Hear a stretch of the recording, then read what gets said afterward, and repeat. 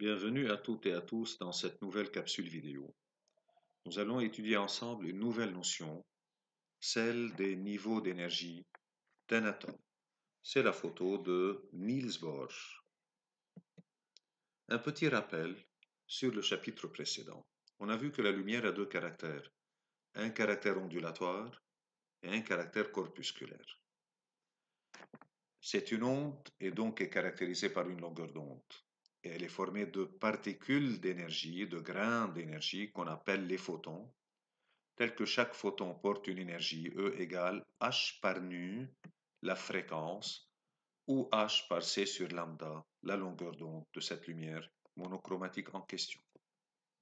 Le spectre visible, vous savez très bien qu'il est entre à peu près 400 nanomètres et 800 nanomètres. C'est Einstein et Planck.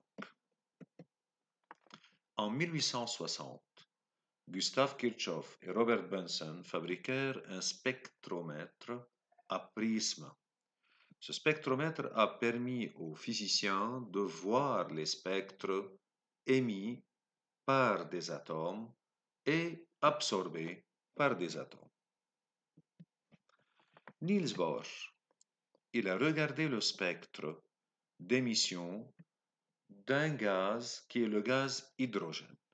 Essayons de rappeler ce spectre. Je prends un prisme, j'envoie vers ce prisme une source, une lumière provenant d'une source monochromatique. Que veut dire monochromatique? C'est-à-dire formée d'une seule couleur. Et donc, tous les photons là ont une même longueur d'onde, lambda.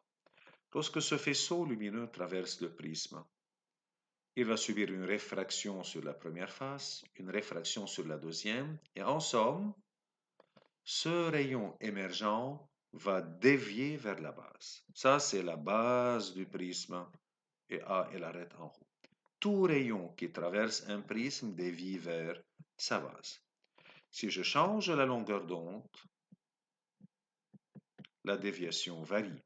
Le bleu varie trop, le vert un peu moins, le jaune, le rouge, c'est celui qui dévie le moins. Donc chaque couleur, en traversant le prisme, va avoir une célérité différente de l'autre, et donc l'indice du prisme aura une valeur qui n'est pas la même pour toutes les couleurs. On appelle ce phénomène le phénomène de dispersion. Si j'envoie, ou plutôt la dispersion c'est maintenant, si j'envoie un faisceau de lumière blanche qu'on appelle polychromatique, c'est-à-dire formé de toutes les couleurs, qu'est-ce que je vois? Que le faisceau qui était cylindrique à l'entrée, le faisceau incident, va émerger divergent. Et deuxièmement, je vais voir toutes les couleurs. Donc ce prisme est dispersif, il disperse la lumière blanche en toutes ses composantes. Alors deux choses. Un, la lumière blanche est formée de toutes les couleurs. Deux, ces couleurs vont être dispersées, chacune aura un angle de déviation différent de l'autre, donc je vais voir tout le spectre. Ça dépend bien sûr de la nature de ce verre dont est formé le prisme. Regardez la dispersion allant du rouge le plus proche jusqu'au violet. C'est la dispersion de la lumière blanche polychromatique formée de toutes les couleurs. Spectre d'émission et spectre d'absorption. Ça, c'est une lampe à incandescence. C'est-à-dire, j'ai un filament, les anciennes lampes, que je chauffe et qui va me donner de la lumière. Si je fais passer cette lumière blanche à travers un réseau de fente ou un prisme, qu'est-ce que je verrai? Tout le spectre, allant du bleu jusqu'au rouge, du violet jusqu'au rouge. C'est ce qu'on appelle un spectre continu. J'éteins ce spectre-là, cette lumière blanche. Au lieu de mettre comme source une lampe à incandescence, c'est-à-dire la lumière provient d'une source chaude, je vais prendre un gaz chauffé ici, c'est-à-dire une lampe à décharge, à l'intérieur de laquelle je peux mettre un certain gaz, l'hydrogène ou quoi que ce soit. Supposons qu'il y a l'hydrogène dans cette lampe. Vous savez, dans la classe, on a des lampes à néon. C'est un gaz néon qui se trouve dans la lampe. Ici, c'est l'hydrogène. J'allume la lampe. Qu'est-ce que je vois? Je ne vois pas toutes les couleurs. Je vois quelques raies, on les appelle. Voilà, on l'écrit ainsi.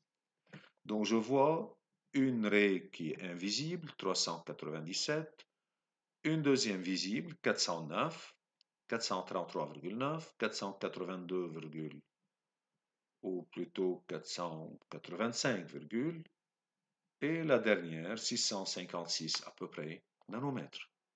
Donc l'hydrogène va émettre 4 longueurs d'onde bien déterminées. Si à la place de l'hydrogène, je mets le sodium, j'aurai d'autres raies caractéristiques au sodium.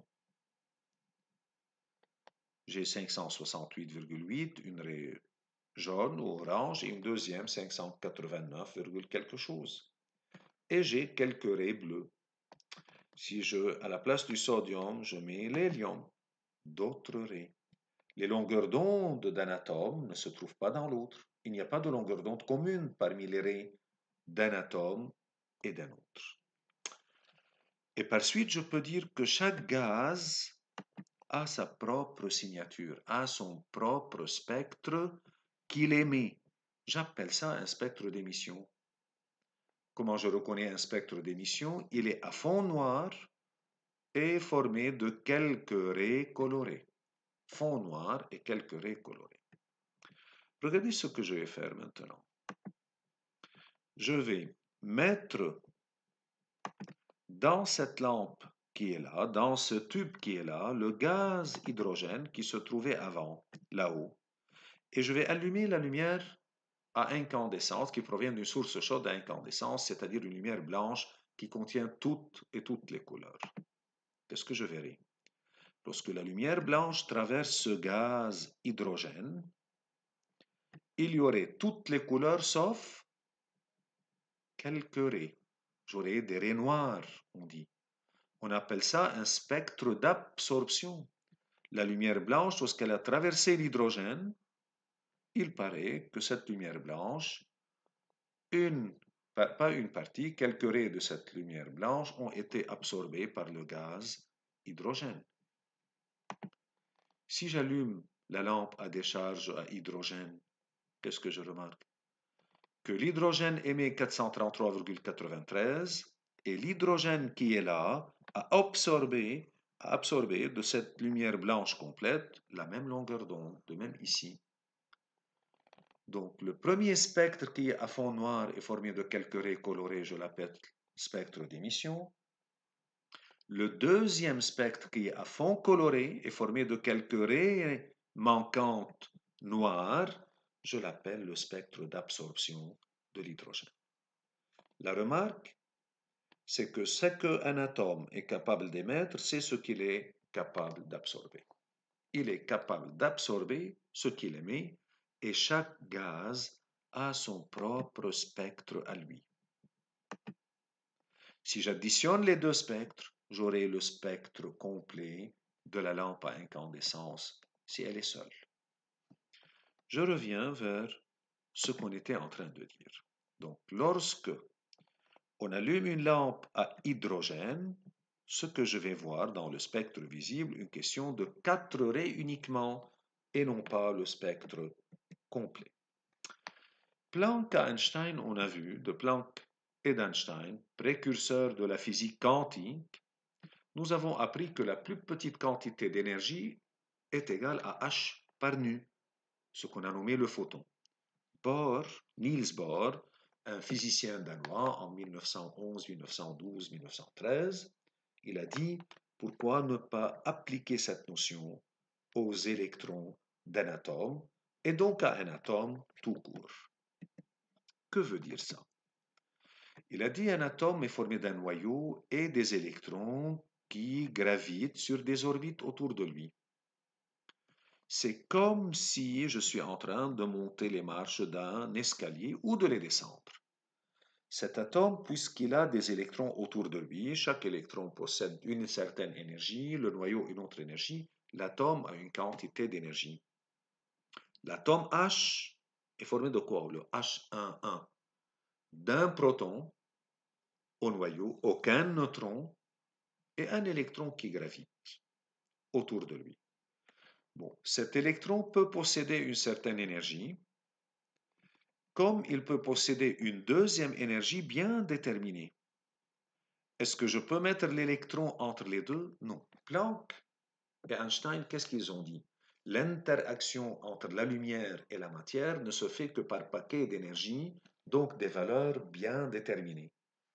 Bohr est venu dire, généralisons cette idée pour les atomes. Un atome ne peut absorber une quantité d'énergie qu'une quantité bien déterminée et ne peut émettre que des quantités d'énergie bien déterminées. Donc, il ne possède que des quantités d'énergie discrètes, bien déterminées. Et donc, l'électron, soit il est sur cette orbite, soit sur la deuxième, soit sur la troisième, mais il ne peut pas être entre les deux. Moi, je ne peux pas me mettre debout entre deux marches, soit sur la deuxième marche, soit sur la troisième, soit sur la quatrième. Et pour monter une marche, pour passer d'une marche à une autre plus élevée, je dois fournir de l'énergie. De même pour l'atome. Expliquons un peu ça d'une autre façon. L'électron se déplace autour d'un noyau selon une orbite circulaire selon le modèle de Bohr. Chacune des orbites, selon sa distance par rapport au noyau, lui est associée une certaine énergie, et bien spécifique. L'énergie associée au mouvement de l'électron selon une orbite permise a donc une valeur fixe, une valeur quantifiée, c'est-à-dire les énergies que possède un atome ou les électrons sont bien déterminées, sont quantifiées. On dit que l'énergie de l'électron est quantifiée, c'est-à-dire ne possède que des quantités bien déterminées. Pour comprendre cela, regardons cette figure. L'électron, il est là à une marge, sur une marche, plutôt la plus basse, il possède une énergie, il peut passer à la marche suivante, mais il ne peut pas rester entre les deux. Et de la suivante, au lieu de passer à la deuxième, il peut sauter à la troisième, mais il ne peut pas rester entre deux marches. Ou bien, s'il est à une troisième marche, il peut descendre à la deuxième, ou il peut sauter jusqu'à la première, mais il ne peut pas rester entre deux marches. Le palier de l'escalier représente la position du noyau.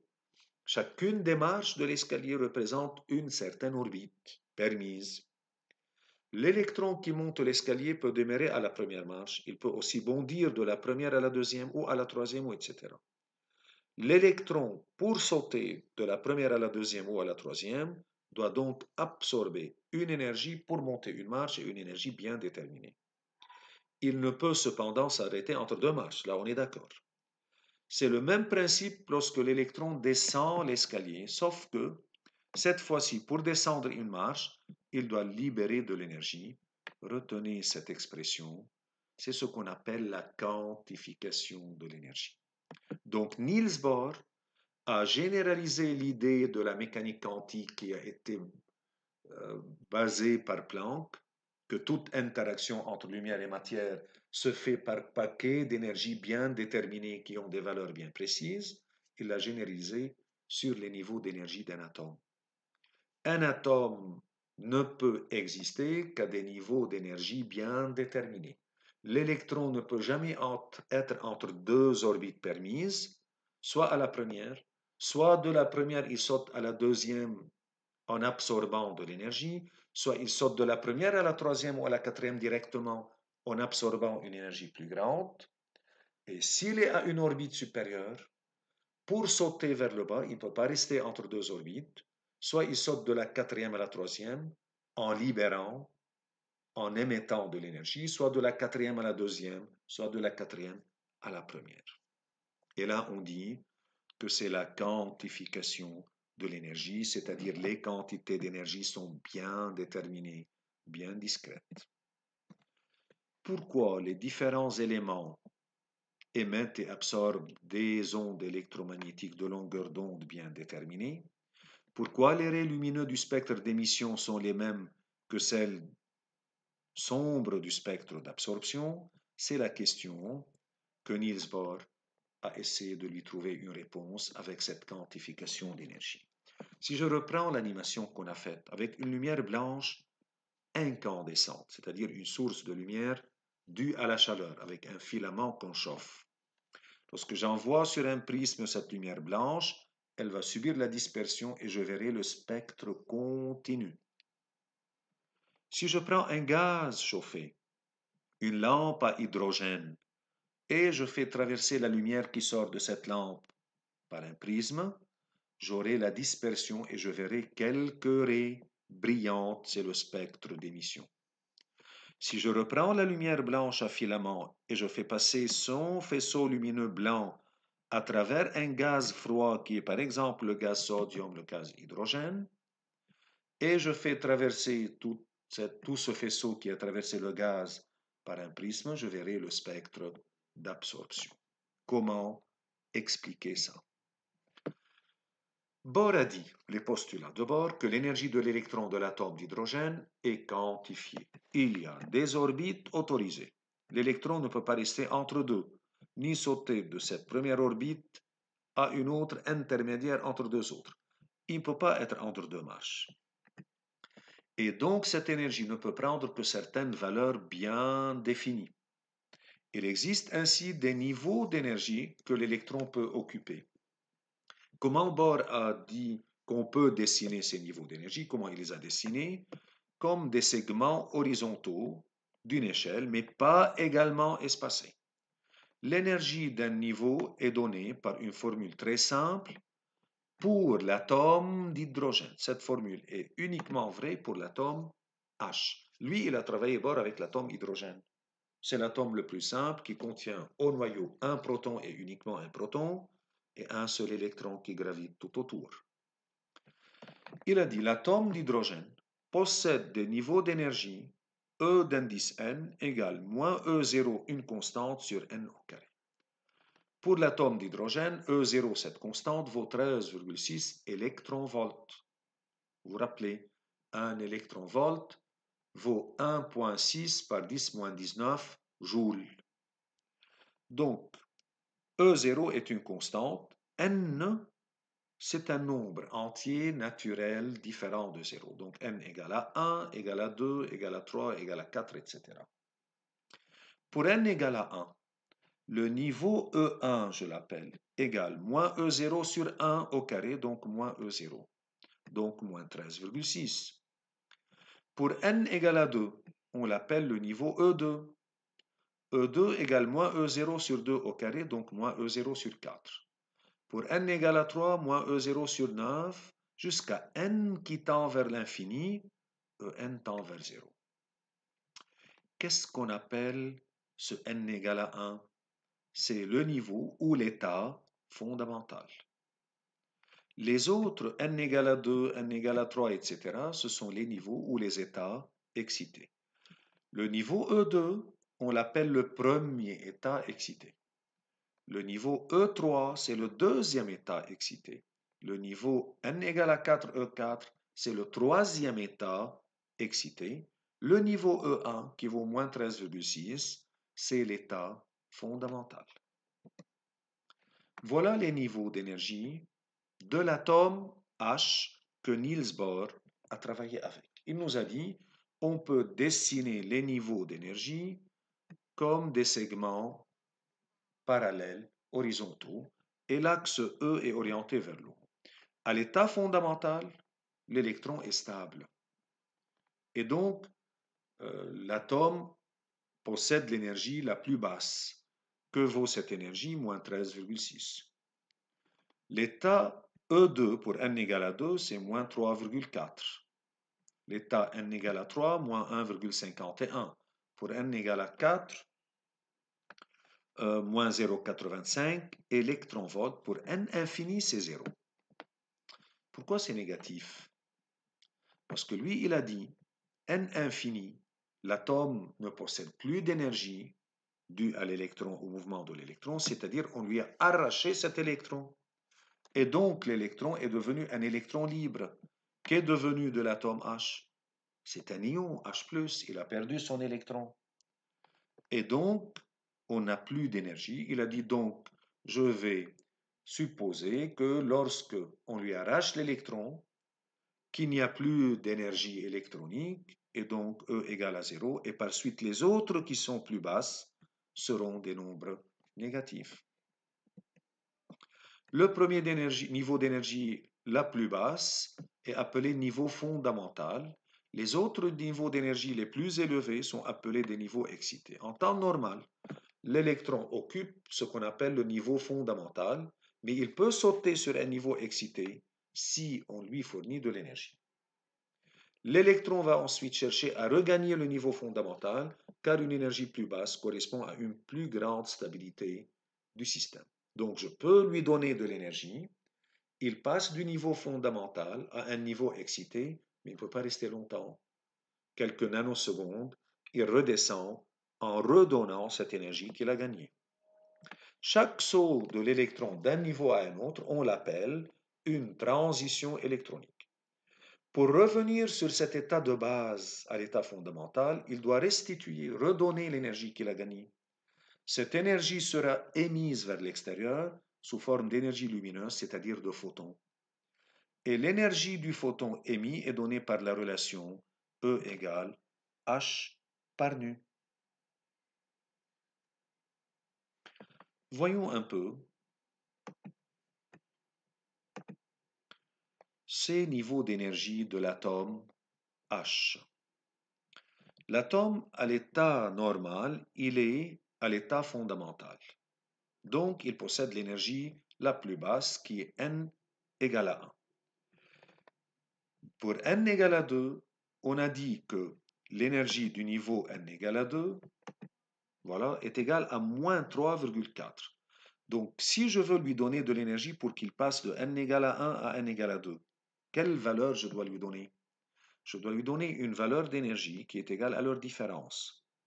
Le niveau le plus haut de l'énergie du niveau le plus haut moins l'énergie du niveau le plus bas. Moins 3,4 moins 13,6 plus 13,6, ça fait 10,2 électrons. 10,2 électronvolts. Bon, il est à N égale à 1. Je vais lui envoyer une énergie qui vaut 5,7. Mais pour passer de N égale à 1 à N égale à 2, il a besoin de 10,2. Voyons. Comment je lui envoie de l'énergie à cet atome sous forme d'onde électromagnétique? Est-ce que ce photon est absorbé? Non. Le photon est non absorbé, continue son chemin et l'atome reste à N égale à 1. Je lui donne 7,5. Photon non absorbé et l'atome reste à l'état N égale à 1. Je lui donne 9,60. Non plus.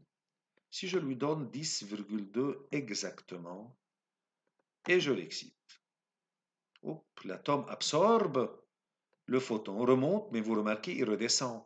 Il ne peut pas rester à N égale à 2 longtemps. Regardez de nouveau. Je vais lui envoyer un photon qui a une énergie 10,2 exactement, qui est égale à cette transition de E1 à E2. Donc le photon incident porte 10,2. Il monte, il arrive à l'état excité, redescend et émet un photon. Il passe au niveau égal à 2, redescend et émet un photon parce qu'il va restituer cette énergie. Bon, si je lui donne un peu plus, 10,65, c'est-à-dire entre E2 et E3, rien. Le photon continue son chemin, il est non absorbé et l'atome reste là. Parce qu'un atome, selon Bohr, ne peut pas être entre deux marches. Soit il reçoit un photon tel que son énergie égale à E2 moins E1, soit E3 moins E1. Voyons E3 moins E1, à peu près. Voilà, il passe à n égale à 3 et il redescend en émettant un photon. Donc il peut sauter directement à n égale à 3, mais il redescend en émettant un photon. Si je lui donne un peu plus, le photon est non absorbé et il reste à n égale à 1. Donc, qu'est-ce que je dois déduire de là? Un électron, et donc un atome, ne peut rester qu'à des états d'énergie, qu'à des niveaux d'énergie bien déterminés. Je ne peux pas lui donner une énergie pour qu'il passe d'un niveau à quelque part entre deux marches, il ne va pas absorber cette énergie. L'énergie incidente, qui vient par exemple sous forme de radiation lumineuse, doit avoir une valeur juste égale à une certaine transition entre 1 et 2, ou entre 1 et 3, ou entre 1 et 4, mais pas intermédiaire. Il ne peut pas. Donc, si vous remarquez, lorsque je le mets à n égale à 4, il redescend. Il revient toujours vers l'état fondamental. C'est ce qu'on appelle la quantification d'énergie. Alors, si je résume tout cela, ce qu'on a vu jusqu'à maintenant. Un atome, s'il est à un état bas, inférieur, En, je veux dire En, par exemple E3, et je veux le faire passer à un niveau plus élevé, E5. Donc, il est à E3 et je veux le faire passer à E5. Qu'est-ce que je dois faire? Je dois lui envoyer de l'énergie. Il doit absorber une énergie. Et quelle doit être la valeur de cette énergie incidente, de ce photon incident? Il faut que H nu soit juste égal à E supérieur moins E inférieur.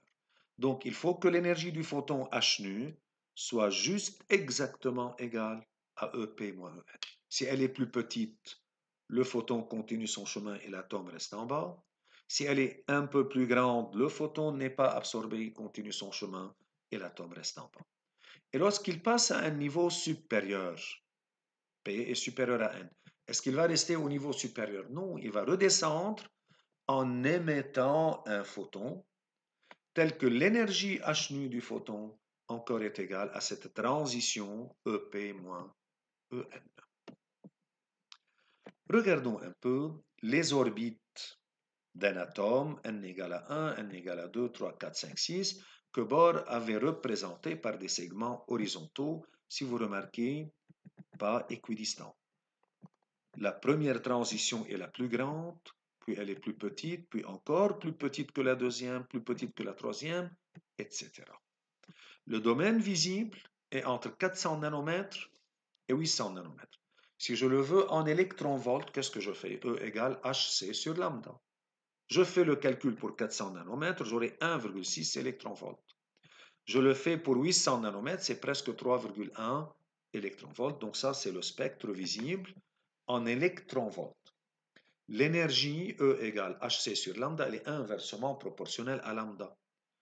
Donc, E, si elle est ainsi, le rouge est avant, le violet est après. Parce que E et lambda sont inversement proportionnels. Bon.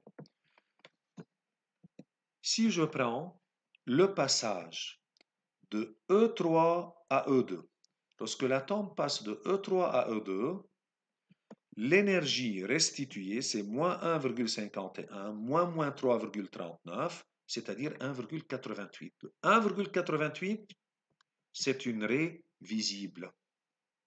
Et donc, lorsqu'il passe l'atome de 3 à 2, il va émettre un photon rouge visible.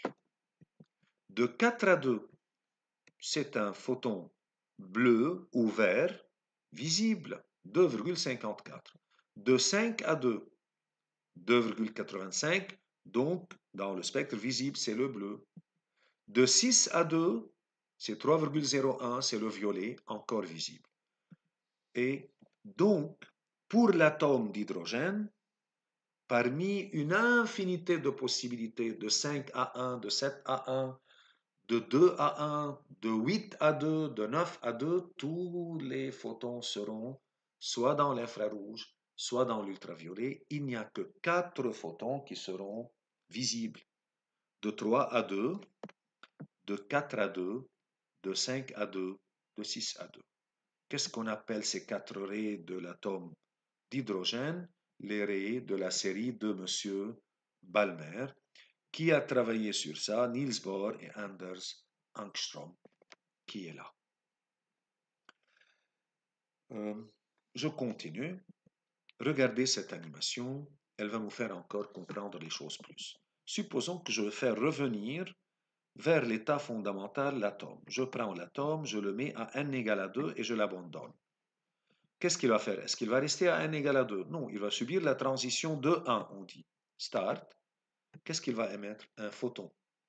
Quelle est la longueur d'onde? 121. Est-ce qu'elle est visible? Non, elle est là. Elle est là. donc elle n'est pas visible, c'est dans l'ultraviolet. Si je le prends, celui-là, j'efface celle-là, je prends l'atome et je le mets à l'état 3 et je veux qu'il passe à l'état 1. Start. Ouf, 102,7, plus petite qu'avant. J'efface, donc encore ultraviolet. 4 jusqu'à 1. Encore lambda plus petite. Donc, lorsque l'atome passe de n'importe quel niveau d'hydrogène, je parle, à l'état égal à 1, toutes les longueurs d'onde sont dans l'ultraviolet. Mais, si, et c'est un phénomène aléatoire, lorsque je prends l'atome et je le mets à l'état 3, est-ce que nécessairement il va descendre à 1? Non, c'est un système, c'est un phénomène aléatoire, dû au hasard. Il peut, par exemple, descendre à 2, puis de 2 à 1. S'il descend à 2, la longueur d'onde est 657,1. Si je le prends et je le mets à 4 et il descend à 2, encore il est visible. Encore il est visible. Encore il est visible, mais d'un niveau maintenant plus élevé, il devient invisible 397, qui n'est pas toujours visible. D'accord? La limite entre visible et invisible. Donc, le spectre d'hydrogène parmi une infinité de possibilités. Combien de photons émis vont être visibles? Juste 4. Combien de raies, oui, sont visibles? Juste 4. Et le reste est invisible.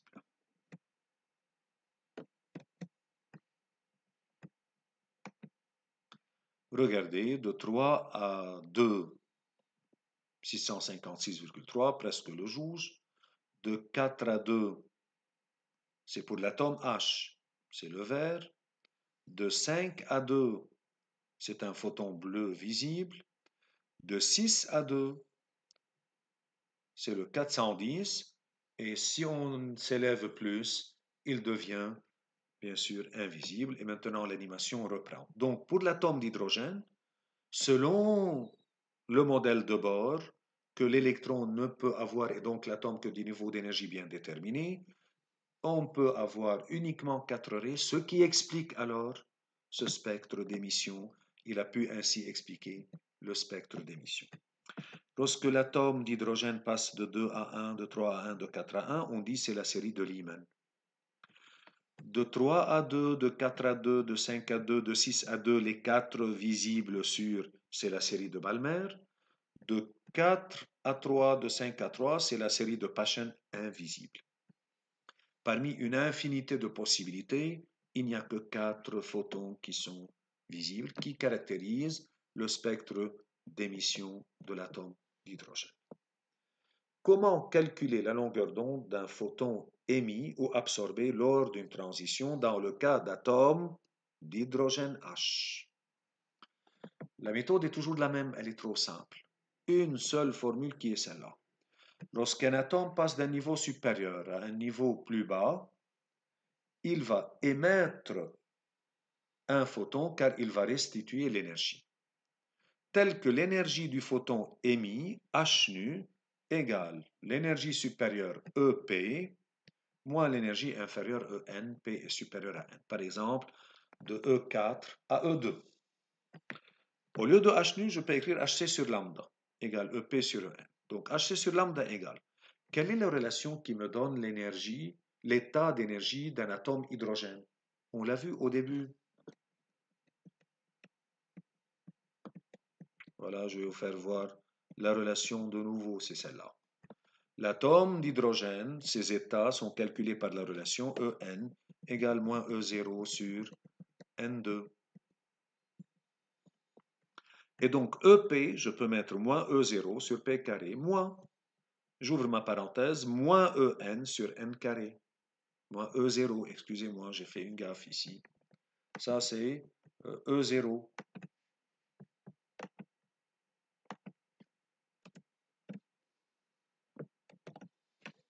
Voilà.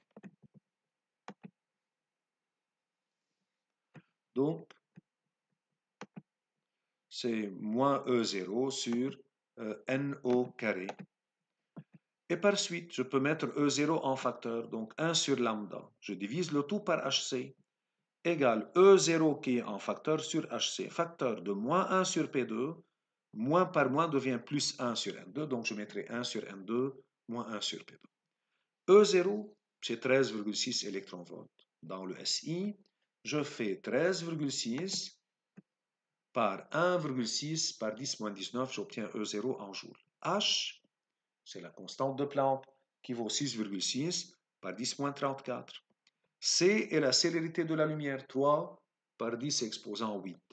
Ce calcul qui a été fait a donné une constante qu'on appelle la constante de Rydberg. Ça, c'est M. Rydberg. R pour l'atome d'hydrogène, la constante de Rydberg pour H, équivaut dans le SI 1,09737 par 17. L'unité mètre moins 1. Pourquoi? N et P sont des nombres. 1 sur lambda, lambda est une longueur, donc 1 sur lambda, c'est mètre moins 1. Bon, ça c'est RH. Qu'est-ce qu'elle va me donner celle-là? Si un atome passe de l'état 3, donc P égale à 3, à l'état 2, donc N égale à 2, j'aurai 1 sur lambda égale à ce nombre RH, par 1 sur 2 au carré, moins 1 sur 3 au carré, j'aurai lambda. Je pourrais savoir la longueur d'onde du photon de chaque photon émis. Est-ce que c'est nécessaire de retenir cette formule et de l'appliquer? Non, je peux toujours commencer par là. Et dire HC sur lambda égale E3 moins E2, et je fais mon calcul. C'est toujours la même formule. Dans tout ce chapitre, il y a ces deux premières lignes à mettre dans la tête. Une certaine définition.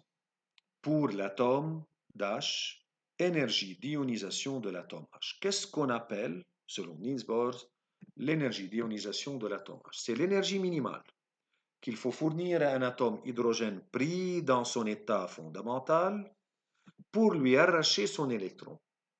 Pour lui arracher son électron, c'est-à-dire au minimum le faire arriver à l'état ionisé zéro. Et donc, cette énergie, l'énergie d'ionisation, est une grandeur accessible expérimentalement dont la valeur est. Comment je trouve cette valeur? J'applique la relation de la page précédente ici. N'importe quelle transition lui correspond une énergie égale à E du niveau supérieur moins E du niveau inférieur. Quels sont les deux niveaux que je dois dessiner dans ma tête? E1 et E infini, qui est l'énergie ou l'état d'ionisation. E supérieur, E infini, moins E1, c'est l'énergie d'ionisation, parce que ça, c'est l'énergie minimale. E infini, c'est 0, moins. Comment je calcule l'énergie d'un niveau? Selon la relation de Bohr pour l'atome H, moins E0 sur N au carré. Donc moins E0 sur 1 au carré égale l'énergie d'ionisation WI. Donc l'énergie d'ionisation de l'atome H égale à plus E0, qui vaut combien? 13,6 électronvolts. Alors, l'énergie d'ionisation, c'est la plus petite énergie que je dois donner à un atome H pour lui arracher son électron. Elle vaut combien? 13,6 électronvolts.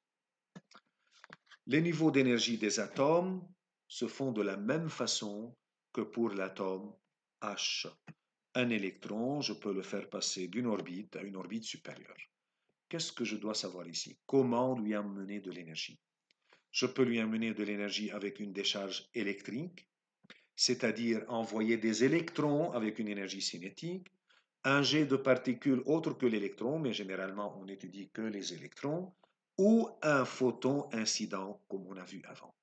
Alors retenons, pour donner de l'énergie à un atome, il y a deux façons. Soit je lui envoie un photon incident dont son énergie doit être juste égale à une transition, ou une particule, et en particulier un électron incident, qui vient rentrer en choc avec les électrons de l'atome, et donc lui leur donner de l'énergie supérieure, et donc il devient excité. Alors retenons, 3 cas je dois mettre dans ma tête. Premier cas, si j'envoie un photon incident, et l'énergie du photon incident est inférieure à E0, celle de l'ionisation de l'atome H. Ce photon ne peut être absorbé que si son énergie est juste égale a une énergie de transition En-E1 par exemple, s'il est à l'état fondamental initialement. Rappelez-vous de l'animation. Je dois lui donner une énergie juste égale à la transition. Il ne peut pas se mettre entre deux paliers d'un escalier. Toujours, si je l'envoie un photon incident et l'énergie du photon est plus grande que celle d'ionisation, pour l'atome d'hydrogène, par exemple 13,6, il sera absorbé, ce photon, tel qu'une partie de son énergie servira à arracher l'électron et le reste à expulser cet électron, donc lui donner une énergie cinétique. Où on a entendu parler de ça dans le chapitre précédent, c'est l'effet photoélectrique qui va avoir lieu dans ce cas. Troisième cas, si ce n'est pas un photon incident, mais c'est une particule chargée et en particulier un électron. Un électron incident arrive à l'atome H avec une certaine énergie cinétique. L'atome passera de E1, là où il était à l'état fondamental, à En, si l'énergie cinétique, ou telle que l'énergie cinétique, est directement supérieure et égale à En-E1. Et le reste, si pour une première transition entre 1 et 2, on a besoin de 10,2 électronvolts. J'envoie un photon avec 10,3, le photon continue son chemin et l'atome reste à l'état fondamental. Mais si j'envoie un électron avec 10,3 électronvolts, il peut donner une partie de son énergie. 10,2 serviront à faire passer l'atome de l'état 1 à l'état 2 et l'électron gardera le reste, qui est le 0,1 électronvolt, donc continuera avec une énergie cinétique plus petite, donc une vitesse plus faible. C'est un cas à retenir. Voilà par exemple les niveaux d'énergie de l'atome de sodium. Est-ce que je connais la formule comme celle de l'atome d'hydrogène? Pas nécessairement. On a juste, et on va me la donner, cette formule En égale moins E0 sur N au carré. Là, on va me donner les niveaux d'énergie de l'atome, par exemple de sodium. E fondamental, c'est moins 5,14. Premier état excité pour N égale à 2, moins 3,03 électronvolts, moins 1,93, jusqu'à 0 E infini, où on lui arrache un électron. Donc c'est l'état ionisé. État fondamental, état excité, état ionisé. Niveau d'énergie de l'atome de sodium. Par exemple, s'il passe de l'état 2 à l'état 1, il va fournir un photon. Il va restituer de l'énergie, tel que E qui est H nu égale E2 moins E1. Ou bien H nu, ou bien je mets HC sur lambda. Donc lambda égale HC sur E2 moins E1. Est-ce que je peux trouver la longueur d'onde du photon incident? Juste application numérique. H, je le connais. C, je la connais, la valeur. E2, c'est moins 3,3, moins E1, moins 5,14, mais ça c'est en électronvolts. Dans le SI, je dois réduire en joules, ça devient 5,89, 10 moins 7 mètres, soit 589 nanomètres. Ici, pour l'atome de sodium, ce photon serait visible, mais pas pour l'hydrogène. Enfin, je vous remercie pour votre attention et à bientôt.